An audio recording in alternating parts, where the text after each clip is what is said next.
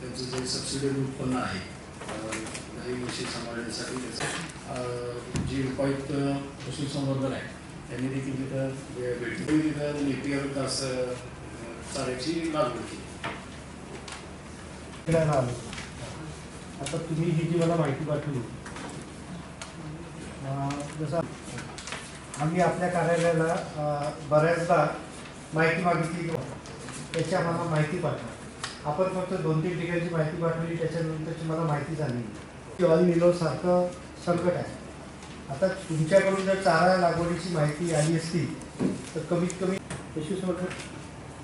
पशुसंवर्धन अधिकारी पशुसंवर्धन नाही 80 आले नाही का एकदा कॉल करून आम्हाला फक्त काहीच ठिकाणची माहिती आहे. काही ठिकाणची माहिती सांगितली. आज कमीत कमी सगळ्या ठिकाणी हे असते आपलं कुंपण बांधलं त्याच्यावर सर चारा लागवड करतात.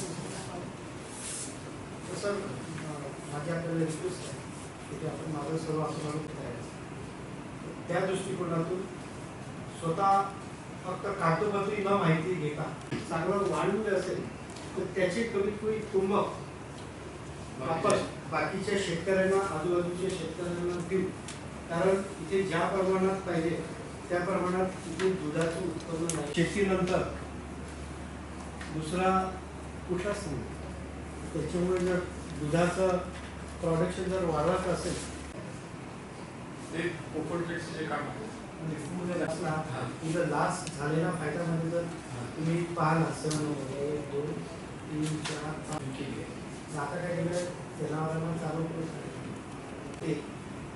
एक जे झाड असतं त्याला 4 जर कट केलं त्याची छोटी थोडी माहिती घ्या ना तुंब आहे का. कारण की दूध जनावर जरी आले परंतु चारा कुठे तुमच्याकडे चारा नाही.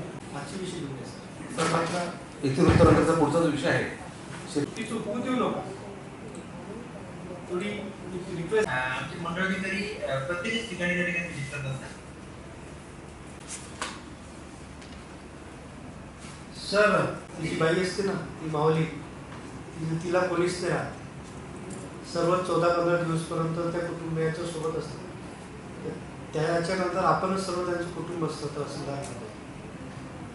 माझी आपल्याला विनंती वजा सूचना आहे की या सर्व ज्या शेतकरी आत्महत्या तर तुम्ही या ठिकाणी आपली माणसं पोहोचली पाहिजे आणि त्यांच्या काय अडीअडचणी आहे त्या सर्व योजना आपल्याविषयी आहे.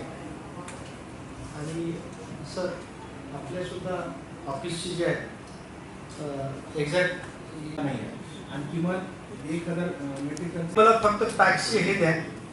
तुम्ही सन्माननीय जिल्हाधिकारी महोदयांसोबत बोलतो आपण जागेचं करू काही 100% गावचे गोदाम हे माझं स्वप्न आहे.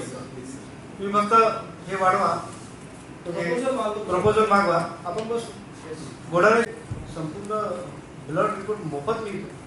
इतक्या सुंदर सुविधा आहेत तुमच्याकडे तर तुमच्याकडे जे चांगले मेडिकल कॅम्प्स होतात सर त्याची आम्हाला माहिती दिली जाते.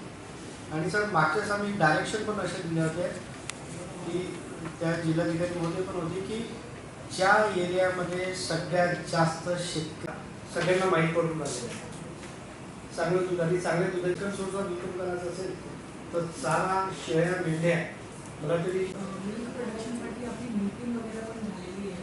तिथे शेतकऱ्यांकडे थोडासा